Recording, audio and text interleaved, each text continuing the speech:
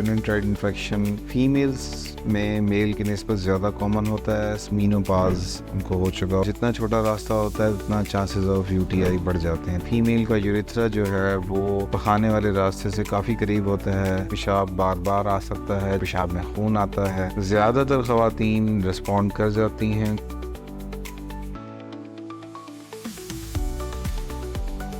अस्सलाम वालेकुम जी, मेरा नाम डॉक्टर अली शानदार दुरानी है। मैं एक यूरोलॉजिस्ट और किडनी ट्रांसप्लांट सर्जन हूँ और मेल सेक्सुअल हेल्थ डिजीज़ को भी डील करता हूँ। आज का जो टॉपिक है बहुत ही कॉमन है और अक्सर इनके पेशेंट्स भी आप देख रहे होते हैं, फैमिली में किसी न किसी को ये इशू आता है। जिस टॉपिक की मैं बात कर रहा हूँ उसका नाम है urinary tract infection. Urinary tract infection की जो स्टार्ट करेंगे, मैं बताना चाहूँगा कि यूरिनरी ट्रैक्ट इन्फेक्शन फीमेल्स में मेल की निस्बत ज़्यादा कॉमन होता है, स्पेशली एल्डरली वुमन, यानी कि जिनकी उम्र 50-55 साल से ज़्यादा हो और वो मीनोपॉज उनको हो चुका हो, यानी कि उनके मेंस्ट्रुअल साइकिल फिनिश हो चुके हैं, ख़त्म हो चुके हैं। फीमेल्स में मेल की निस्बत यूटीआई के चांस इसलिए भी ज़्यादा होता है कि पेशाब का रास्ता फीमेल्स का 4 सेंटीमीटर का होता है यूरेथ्रा, जबकि मेल का तकरीबन 10 से 15 सेंटीमीटर वेरी कर रहा होता है। तो जितना छोटा रास्ता होता है उतना चांसेस ऑफ यूटीआई बढ़ जाते हैं। तीसरे नंबर पे फीमेल का यूरेथ्रा जो है वो पखाने वाले रास्ते से काफ़ी करीब होता है, तो आपको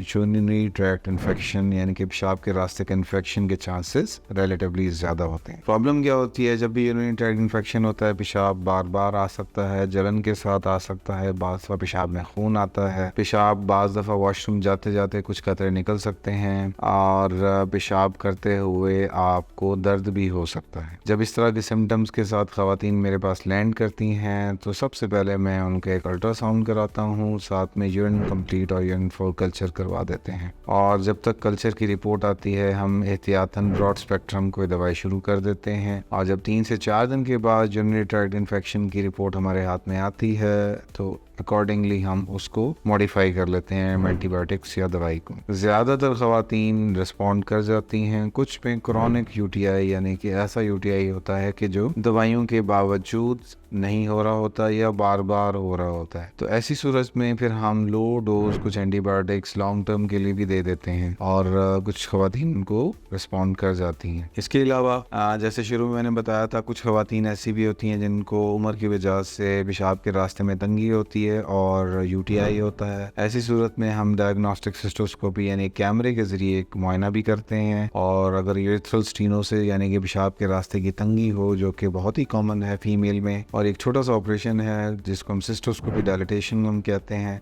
वो हम कर देते हैं और उसके जरिए पेशेंट्स को काफ़ी ज़्यादा फ़ायदा होता है। मज़ीद कोई अगर आपके जहन में मालूमात क्वेश्चंस हों जिनकी आपको मालूमात ज़रूरी हो तो उसके लिए आप अपने मुस्तनद यूरोलॉजिस्ट से रब्ता करें ताकि वो आपको बेहतर गाइडलाइन दें और ट्रीटमेंट जो है ना उस बीमारी के हिसाब से आपको अच्छी एडवाइस करें। शुक्रिया। अस्सलाम वालेकुम।